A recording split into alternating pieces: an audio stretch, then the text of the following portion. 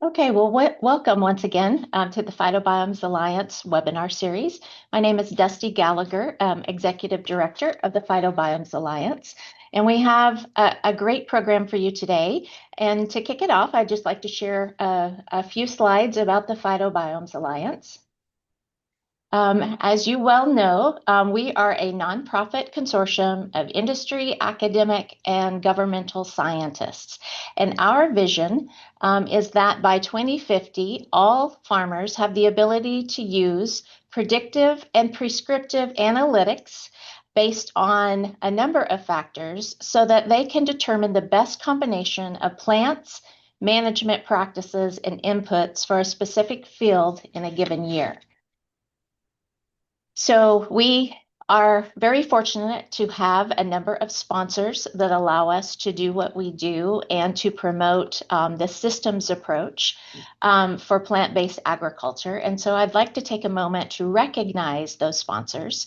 And without their leadership and their sponsorship, we wouldn't be able to do what we do and to have this wonderful webinar series to keep the community updated on the latest scientific research.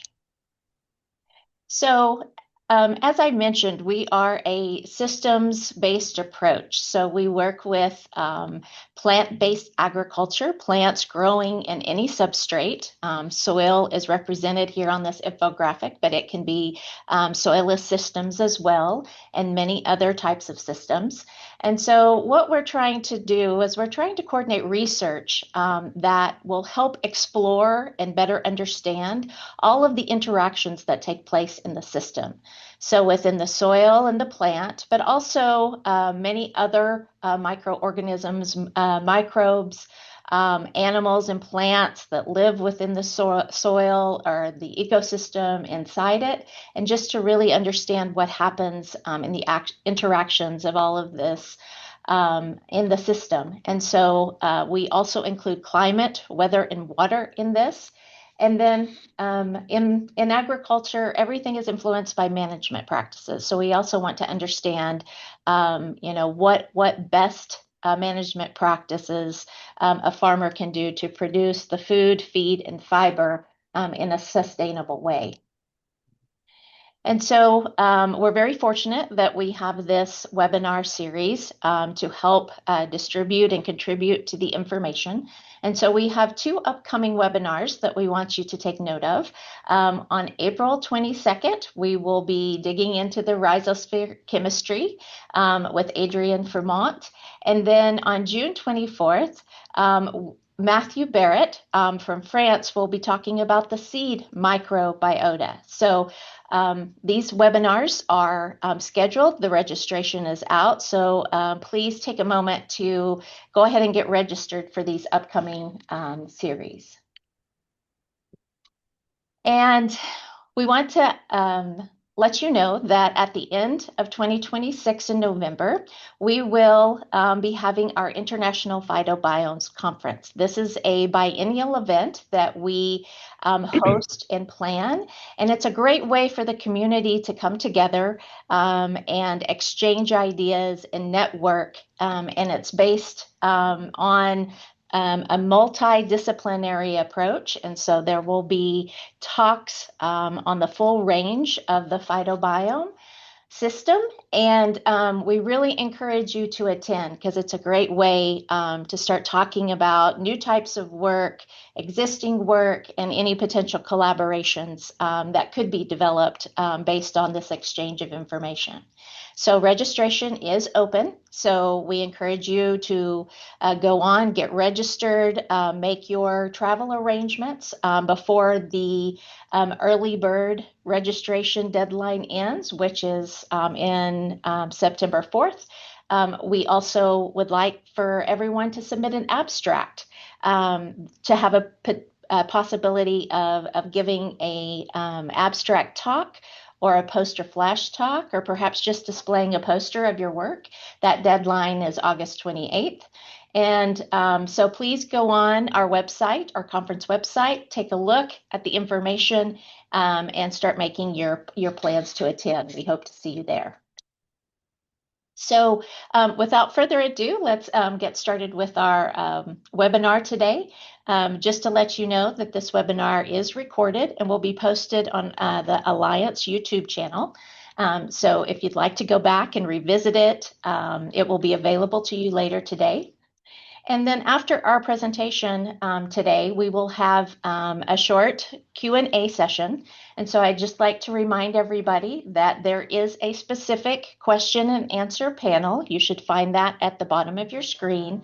And we ask that all of you please submit those questions in that specific panel. The chat that's there will be only for information shared with you by the organizers, so you will not have the ability to put any questions in the chat panel. So make sure that you find that Q&A panel and get ready to post your questions after the presentation.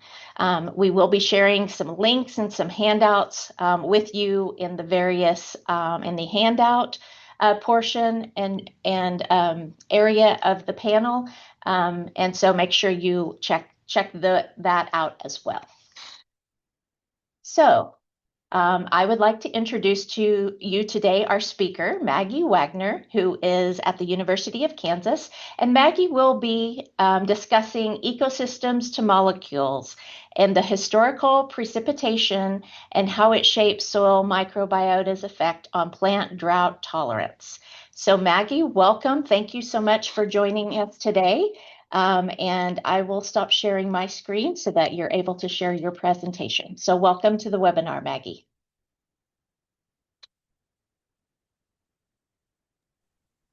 Thank you so much, Dusty. Let me make sure that we're seeing the right thing. Doesn't look like it.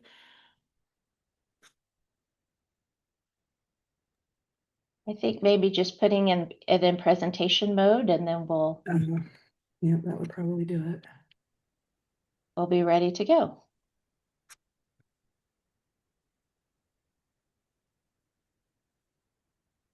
All right, that should be better now, yes? Not yet. We're seeing you in a double screen, actually. Uh-oh.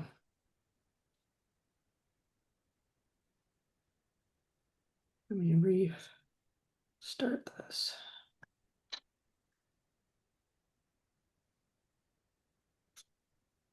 Okay, we now see your slides, and you, not quite yet. Maybe if you click on that first slide, maybe it'll find its way into presentation mode, because we're seeing a series of your slides at the bottom of the Hi, screen. Maggie. It's Isabel here. You are in a presenter mode. You need to swap displays. Got it. Is that better? Okay, that's better. Yes. Great. Okay, you Sorry can go about now. that, everybody. I swear we practiced that. Anyway, thank you all for tuning in. I'm really pleased to be able to talk about one of the recent sort of stories to come out of my lab just this past fall and summer. So I'm gonna this is a little outside the realm of my normal research program, which focuses a lot on genetic variation within plant species and how that translates into variation in the microbiota and microbiome function. But today, what I want to talk about is trying to understand how sort of the ultimate causes of soil microbiota, like what is leading a certain soil microbiome to be in a particular place, and what are the implications of that for plants that may then come into contact with that microbiota. And I'll be discussing this specifically in the context of water limitation. So I think for this audience, it's already well appreciated that many macroorganisms that we know of have microbiomes, and often those microbiomes have at least some importance for the host's health. This is definitely true for plants, maybe especially so, given that they are rooted in place and they have to cope with whatever environmental challenges come their way. And so we know that the rhizosphere soil, so that's the layer of soil in direct contact with the roots or very close to the roots, the contains a huge number of bacteria and fungi who have a huge number of genes collectively. And the number of microbial genes in the rhizosphere is thought to be orders of magnitude larger than the number of genes in the plant nearby. And these genes have contribute to a lot of functions that may have relevance for the plant. Some are good for the plants that we care about and want to be more productive and healthy. But there's also a lot of potential for negative effects on the plant as well. And this is just one example of the overwhelming amount of evidence that is now out there that when you add certain microbes to plants, or when, a microbial community takes a certain composition or diversity, good things can happen to the plant.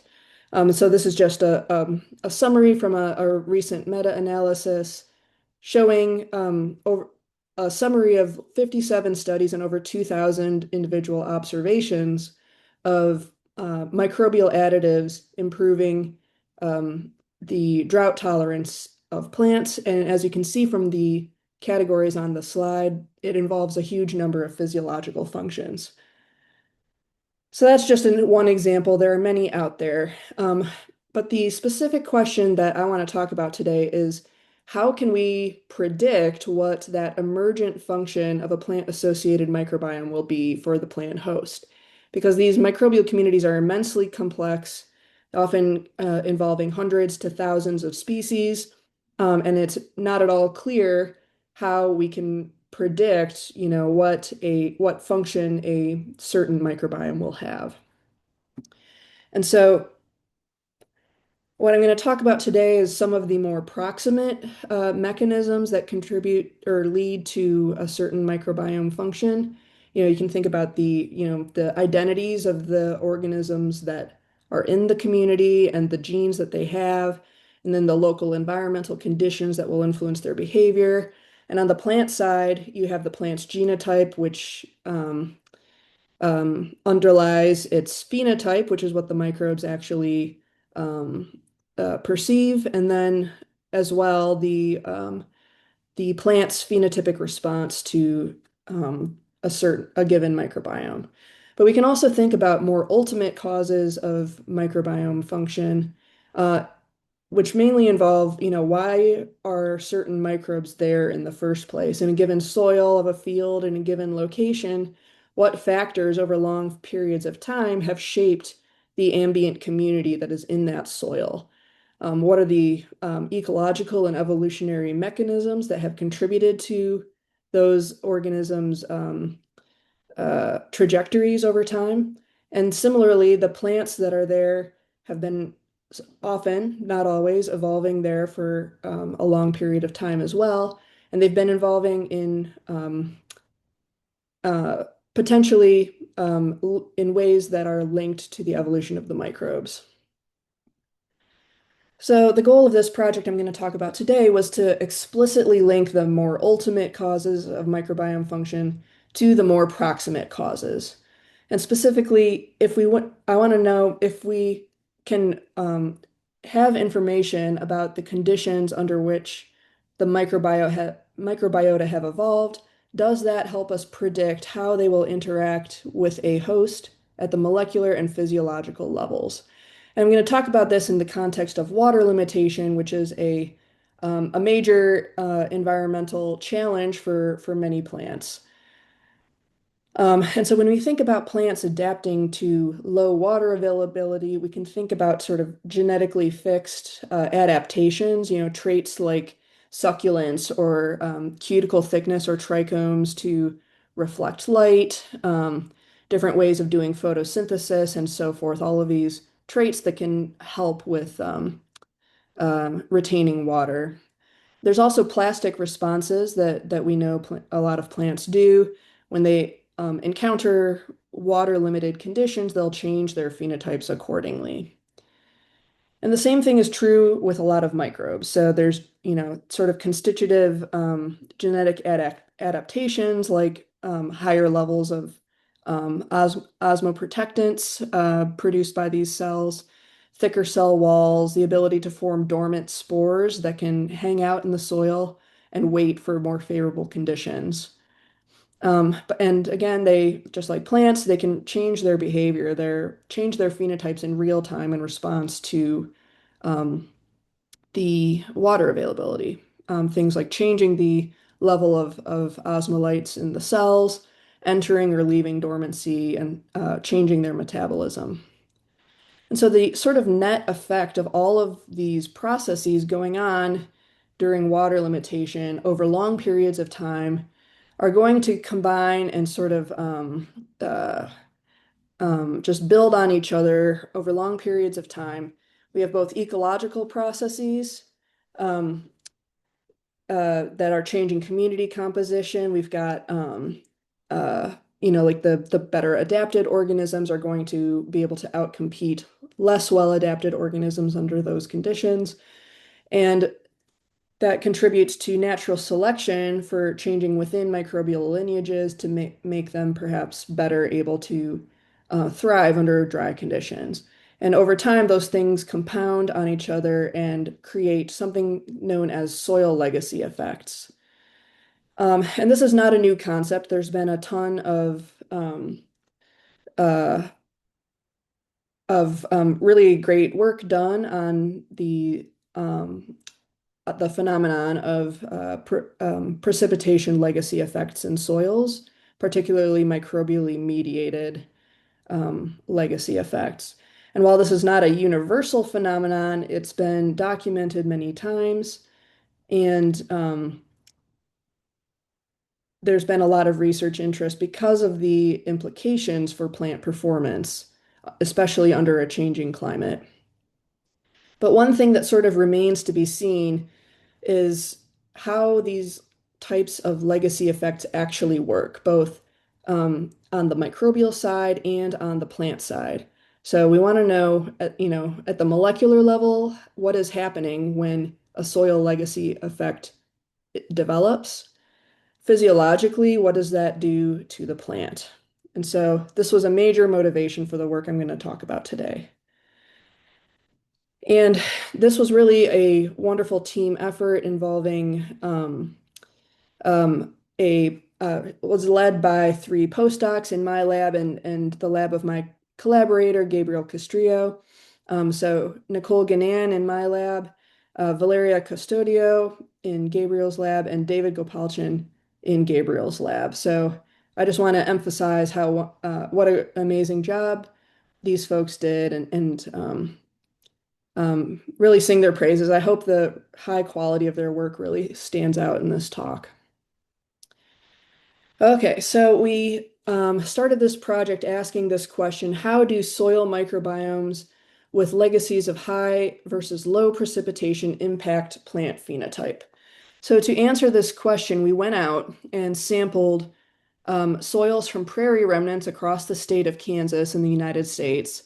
And a notable feature of um, A notable feature of Kansas that is highly relevant to this experiment is that Kansas spans a pretty steep precipitation gradient. Anyone who's ever driven I-70 heading towards Colorado probably can relate to how it becomes pretty dry as you approach the Rocky Mountains and get deeper into the rain shadow of the Rockies. So there's almost a fourfold increase in precipitation as you go from west to east. And so that's why we sampled Kansas. And we focused on prairie remnants, which are pretty rare, but Kansas is a great place to find the ones that do remain. And we focused on prairie remnants specifically because we wanted to make sure our soils had no history of being artificially irrigated by humans in a way that might disrupt the low precipitation legacy of those more western soils.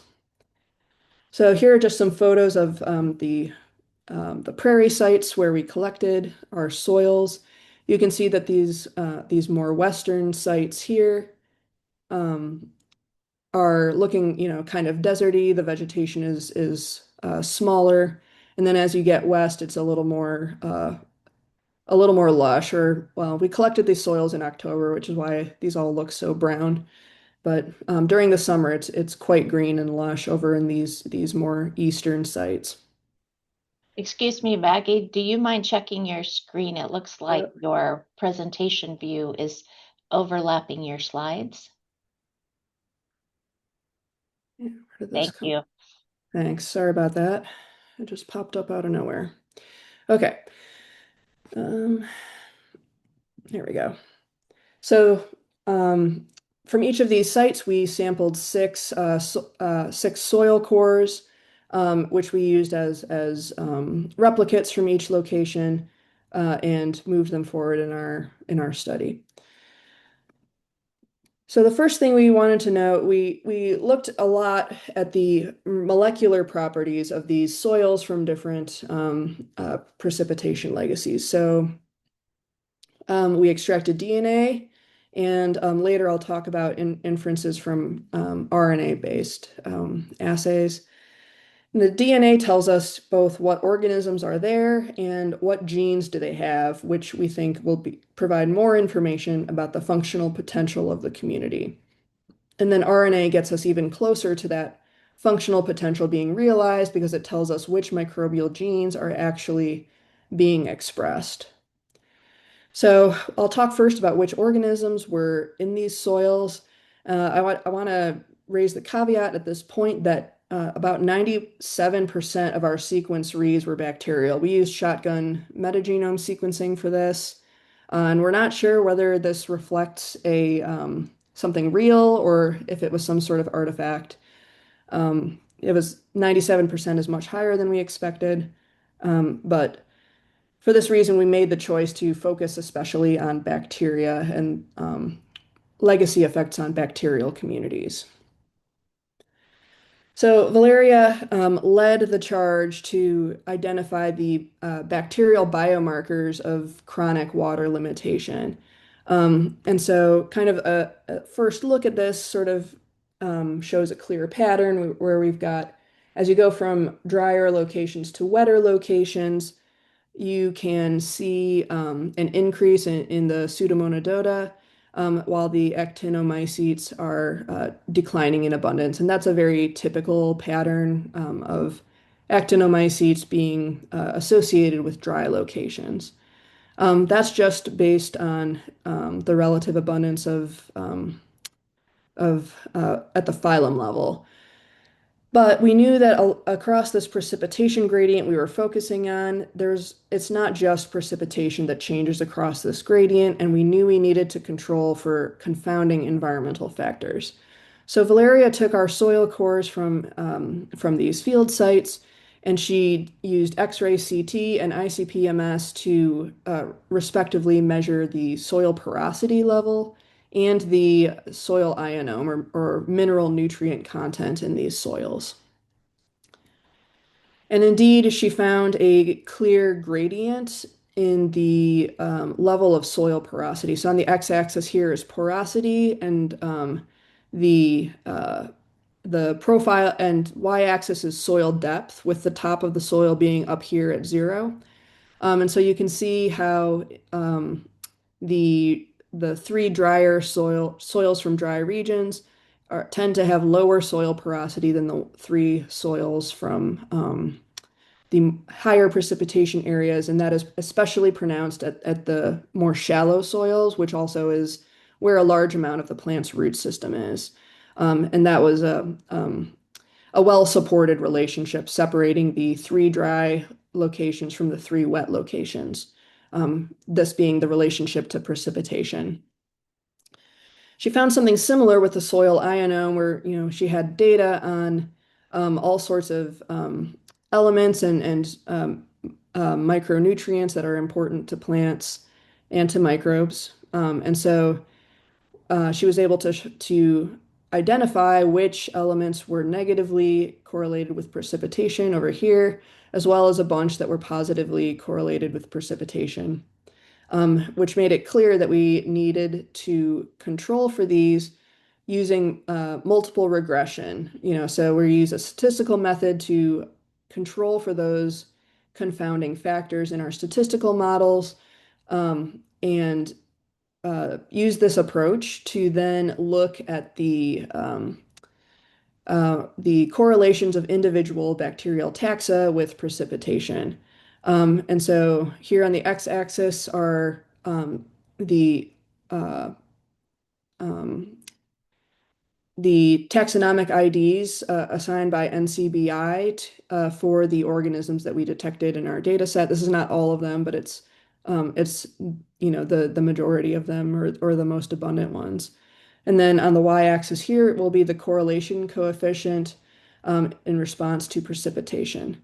So we found a bunch of taxonomic IDs that were negatively correlated with precipitation and a bunch that were positively correlated with precipitation.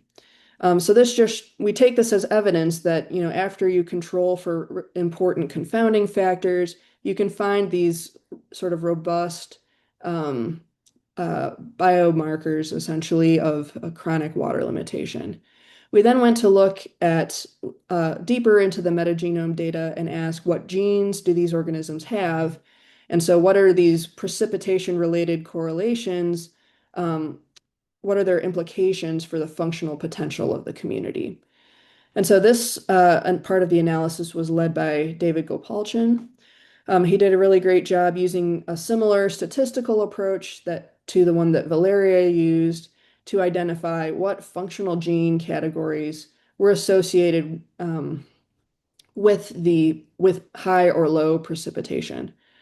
Um, and so this is a lot. I forgot to mention this work was published in Nature Microbiology last fall, and you can find all of these results in greater detail than I'll have time to talk about today.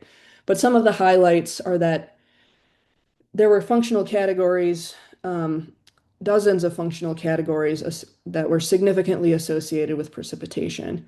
And so some of the ones that were overrepresented in the dry soils included DNA repair mechanisms, osmoprotectants like glucan, and then nitrogen cycle related genes were not upregulated, but enriched in those soils from dry places.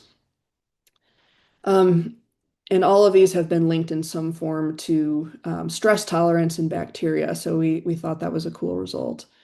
And then enriched in the soils from the wetter climates involved a lot of iron transport processes and extracellular communication, possibly suggesting that bacterial population sizes are higher there. There's obviously going to be a lot more work to sort of dig into some of these and identify at a closer level.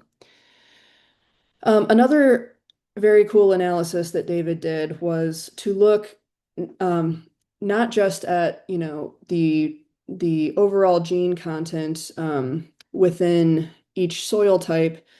He also looked within bacterial lineages to identify single nucleotide polymorphisms or SNPs that are significantly associated with precipitation. And to do this, he picked out 33 focal species. 22 of those were in the group of biomarkers that Valeria had previously identified. And these focal species were the ones that were highly abundant in our data set so that we had enough data and also had a reference genome available through NCBI, which was needed to call the SNPs. And so usually when you see these Manhattan plots, it's divided up by chromosomes, but in this case, it's divided up by bacterial species. And each point here is one SNP. And above the significance threshold here indicates that those SNPs are significantly associated with precipitation. And so David found candidate genes in 6 different species. These were in um, 5 different genera, and they involved a lot of oxidative processes, primary metabolism, and so forth. So we'd consider these to be candidate genes. The idea here is that genetic variation within microbial species is being shaped by precipitation. Okay. And so we considered that part of the project as the what we called the legacy phase. So understanding what happens as low precipitation over long periods of time shapes microbial communities and even individual microbial lineages through evolutionary processes. But so that is kind of the ultimate mechanisms of soil microbiome function. Um, and so we wanted to get closer and link these directly to the more proximal mechanisms. So the next thing we did was we conducted what we called the conditioning phase, in which we took those six soils, or all the replicates of the six soils, and um, grew them or sort of held them in controlled conditions in the lab in a growth chamber in like soil mesocosms or pots. And each individual mesocosm either got ample water over the 5 months or was kept pretty dry over the 5 months. And each individual replicate either had a host plant in the pot with it or was just plain soil with no host plant. And this part of the project is we're actually still working on the analysis for this. It generated a ton of really cool data that we're happily digging through. But um, the part I'm going to highlight today is another purpose of this conditioning phase that is relevant to what I'm talking about today is we were looking for whether or not this sort of perturbation would be sufficient to essentially break the legacy effects that we had observed at the molecular level. And then finally, we took the soils coming out of this conditioning phase and used them to inoculate a new round of plants and use the plants to tell us how well, or essentially use the plants to measure the emergent function of those communities. So we're going from the legacy phase to very proximal in the test phase. So I'll briefly talk about the conditioning phase. So 5 months of very dry conditions or well-watered conditions with or without a plant host. Um, this is a picture of uh, the host plant. It was Tripsicum dactyloides. I'll talk about it more in a little bit. And the data we got from this, we got sort of baseline and final metagenome content. We did baseline and final metatranscriptome content to look at changes in which microbes were active and which genes they were expressing, and taxonomic composition. But the relevant result from that part that I want to highlight is that we failed to break those signatures of precipitation legacy through through this acute drought treatment and by adding or removing a host plant. And so this plot is showing an ordination of the metagenome content from wet legacy versus dry legacy soil communities. And you can see there's a very clear significant separation between them even after these 5 months of treatment. The same was true for allelic diversity. So this is relating back to the microbial GWAS that David did. We saw that within those focal species, the patterns of genetic variation between individual lineages were strongly related to precipitation legacy still. And then strongest of all was the difference between the metatranscriptome content of wet legacy versus dry legacy soils. So what this tells us is that at least over 5 months in the conditions that we set for these mesocosms, that was not a sufficient amount of time for additional bacterial evolution to occur and wipe out these allelic diversity patterns. And furthermore, the strongest sort of outcome of those legacy effects was seen at the transcriptomic level, which is, of these different readouts, the closest to the emergent function of the community. Okay, so to sum up that part of the talk, so what did we learn from our soil bacteria? Well, we detected both ecological and evolutionary signatures of precipitation legacy, and that's what we're inferring from the taxonomic composition results as opposed to the SNP level variation within microbial lineages. We saw pretty clearly that those signatures of precipitation legacy were robust to 5 months of acute drought or very well watered conditions.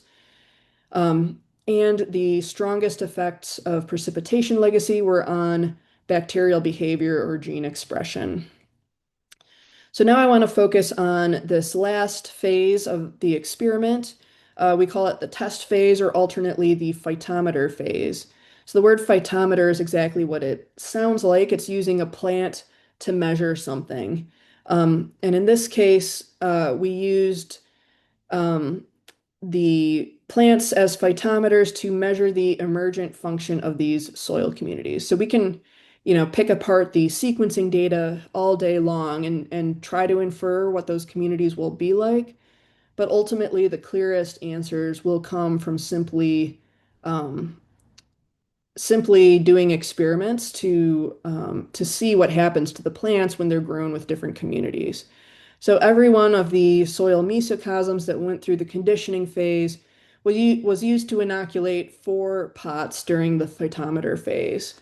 Um, and so, we passaged these soil communities, the microbial fraction of it, um, added a seed, and measured what kind of plant physiology and performance we got out of each pot. And we used that plant phenotype to infer what the soil microbiome was doing.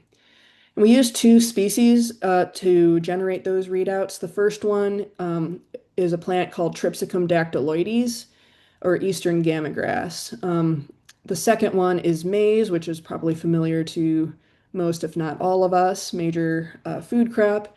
Eastern gamagrass is a wild perennial bunch grass that's has a native range spanning most of the U.S., kind of from the Atlantic to western Kansas, approximately. But as you can see, it's phenotypically kind of similar to maize, at least in some ways. You can, looking at the flowers, if you squint, you can kind of see how they're a little bit like, the flowers and seeds of a corn plant kind of prior to domestication. So Tripsicum is the sister species to Zea, or sorry, the sister genus to Zea. And the reason we chose this plant is because it is the closest temperate relative of maize. So it's not the direct progenitor, that would be teosinte, but teosinte is a tropical plant, not native to kind of the US Corn Belt. And so we picked Tripsicum because it is native to the area. Presumably, it would have encountered the microbes that we were using in our experiment throughout its evolutionary history. Okay, so these are just some photos from the phytometer phase. Even though Tripsicum is like a giant perennial bunch grass that makes rhizomes and everything, at the seedling stage, they're actually phenotypically kind of comparable to maize seedlings. And so we were able to sort of compare their performance at this early life stage. So we grew all those plants simultaneously in pots all randomized together in a growth chamber. And we took a bunch of readouts from this. We got RNA from crown roots and sequenced that to look at gene expression in crown roots. We used ICP-MS to look at nutrient acquisition patterns. Used Lycor to get a lot of photosynthetic readouts. We scanned root systems and um, quantified various aspects of the root system architecture, and we took cross sections of the crown roots to quantify important anatomical features of these plants. All of these phenotypes being chosen because of their potential relevance to drought responses. So in total, this experiment had That says 4. It should actually be 6. We had 3 dry legacy and 3 wet legacy soils. And we also um, we also applied a drought treatment to these test phase plants. So we had either droughted or well-watered conditions. And then this was doubled because we replicated it equally for the 2 species, maize and tripsicum or gamma grass.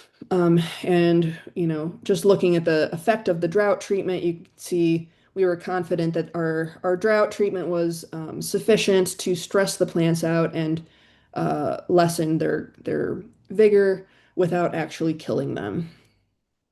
And so, because our focus was on the sort of the implications of soil precipitation legacy um, uh, for plant drought resistance, we decided to standardize our phenotype data from the droughted plants standardize them by the mean phenotype seen under well-watered conditions.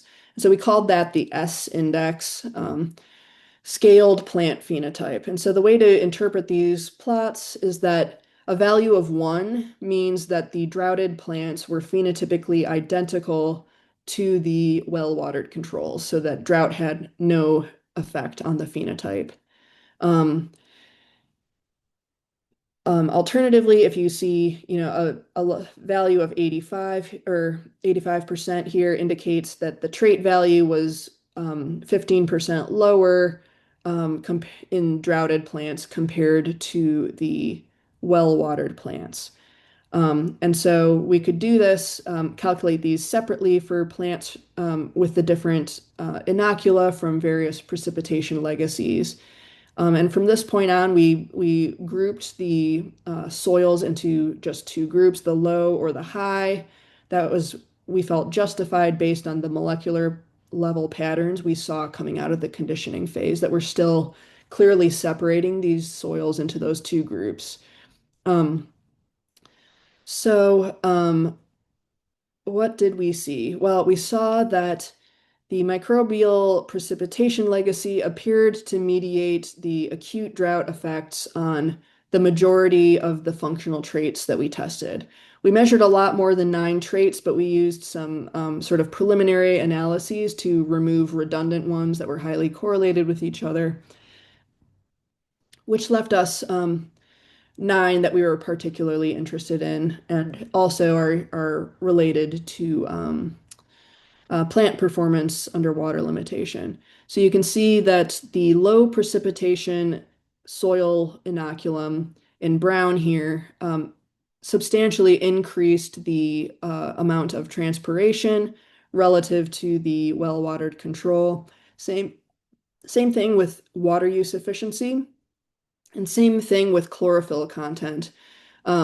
Actually, we saw an increase over the well-watered controls in chlorophyll content of over 20% when inoculated with the low precipitation communities, and I'll come back to that detail a little later. Um, we saw decreases in trait values for a couple important ones, median root diameter and the total area of the metaxylem, which are the main water conduits going from roots up into the shoots. And at first we were confused by this because we would have expected, greater investment into root size or roots to sort of try to cope with water limitation. But doing some reading, there's good evidence that actually this is an adaptive pattern because these 2 things combined with each other mean that the metaxylem were narrower and which can be protective in cases of water limitation because narrower vessels are less likely to develop cavitations or air pockets, which can be devastating for a plant. And overall, looking at all the traits we measured, a full 5% of the variance in this drought response was attributable to the precipitation legacy of the soil microbes. Maggie, how about we in about 5 minutes we start the Q&A. So could you be Sure. wrapped up in about 5 minutes? Yeah, no problem. Okay, thank you. So we looked at the RNA-seq data to look at the transcriptional response, and um, so what we did was we were particularly interested in the drought treatment by inoculum legacy interaction because we wanted to know how the inoculum was changing the drought response at the transcriptional level. And so for these plots, if you see a value to the left of 0, it means a gene was downregulated in response to drought. A positive value indicates it was upregulated in response to drought, and the color of the points indicate which inoculum that is representing. And so you could see various patterns like this where they're changing either in direction of effect or the magnitude of effect. And here's what the actual data look like. So we found a large number of genes. These are only the strongest responding genes shown here. A large number of genes changed their response to drought stress depending on which inoculum type they got. And so the most common patterns here were genes that did not respond to drought in the dry treatment in brown, but they were downregulated in response to drought if the microbes came from a wet climate. And so that group included some interesting candidate genes, but the main sort of pattern that popped out here is that inoculation with the dry legacy microbiota generally subdued the transcriptional response. So you see all these brown points that are overlapping 0, whereas the wet microbiota led to the plants having a stronger transcriptional response to drought. And we wanted to sort of link those genes to the plant performance. And so we took that set of inoculum sensitive genes and we did a mediation analysis, which is sort of a flavor of structural equation modeling or path analysis. And what we found is that while the overall effects of drought treatment were very negative overall on the plant, part of that phenotypic change could be directly attributed to the expression levels of those genes. And particularly interesting was this MDS2, so that's one ordination axis of the legacy sensitive genes. We're interested in this one because you can see that the in blue here, that's the mediation effect of the microbial inoculum on the overall drought response. And you can see that it's actually counteracting the negative direct impact of the drought effect. And so that group of genes was strongly upregulated in response to drought, but only in the presence of the dry legacy microbiota. And then a major contributor to that axis of transcriptome variation was this ortholog of the maize nicotianamine synthase gene. We would now consider this to be a candidate gene that links microbial precipitation legacy to the gamma grass drought response. And this is a phytosiderophore traditionally linked to like iron chelation and acquisition. But we found two papers showing that overexpression of this gene in two different grass species actually imparts greatly improved uh, tolerance of acute drought in both species, and notably in perennial ryegrass, these overexpression lines under drought stress had more chlorophyll than the well-watered controls when overexpressing this gene. So this actually fits perfectly with the surprising increase in chlorophyll content that we observed earlier. So what about maize? In the interest of time, I'll just summarize this as the effects of the inoculation precipitation legacy were much weaker in maize overall.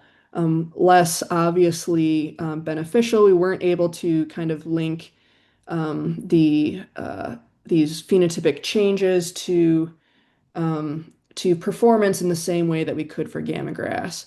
And we noted that fewer genes were responsive to precipitation legacy in general, and the ones that were responsive were more likely to to be related to defense than they were in gamma grass. So that we think this stronger beneficial response of gamma grass matches the expectation that shared adaptation to the stressor might matter for the outcomes of these interactions.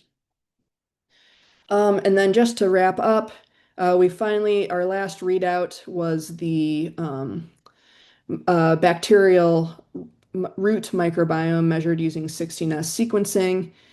And in a nutshell, what we found was that the gamma grass microbiomes were surprisingly homogeneous. No, the inoculum legacy was not that apparent, but for maize it really was.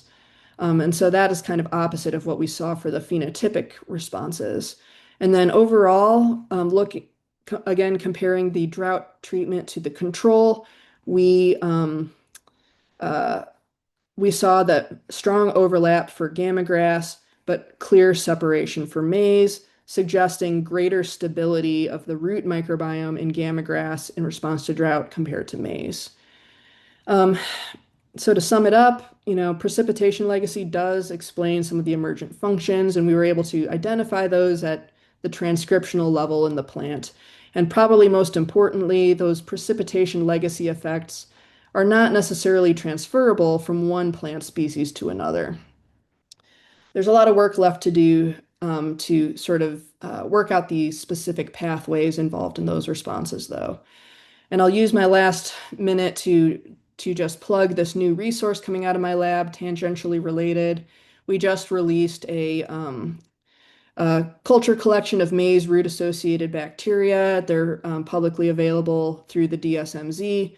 The preprint just came out yesterday, actually. So just wanted to plug that, and we're hoping that this will be widely useful to the research community.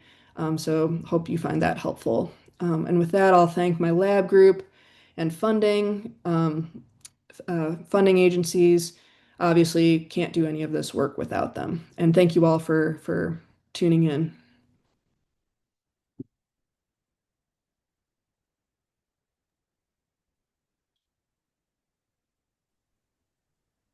Hey, thank you, Maggie. That was excellent work. A lot to digest there, and we do have a few questions coming in, but I might take liberty to ask you the first one.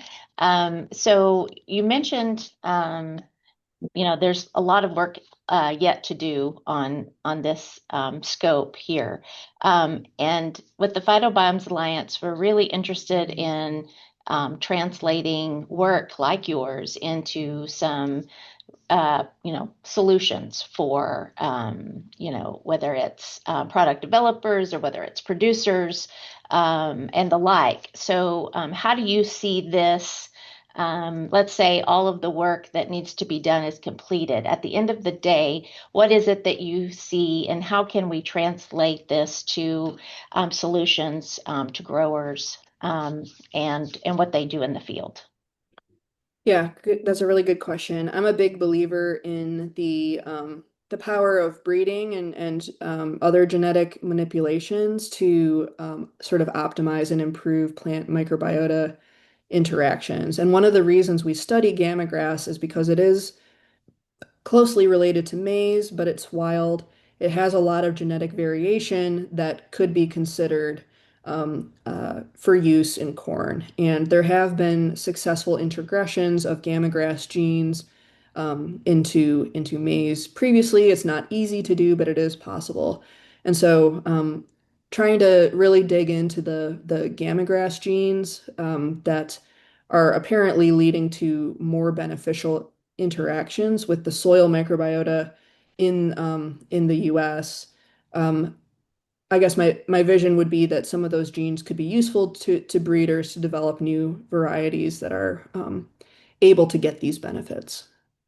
Great, thank you. Okay, so a question from one of our participants is, as El Nino is predicted for the near future, is there any way to prepare compost inoculated with drought-tolerant microbiota, and would it be wise to do that? Or another way to apply such biota? That's a tough question. I don't know how useful I can be with that. Inoculating and changing a really complex existing microbial community like you would have in compost, I think is a really tall order. All of our field experiments with trying to inoculate plants directly, we usually see the organisms we add persist for a little while, like maybe up to a month or so, and then they kind of vanish without a trace.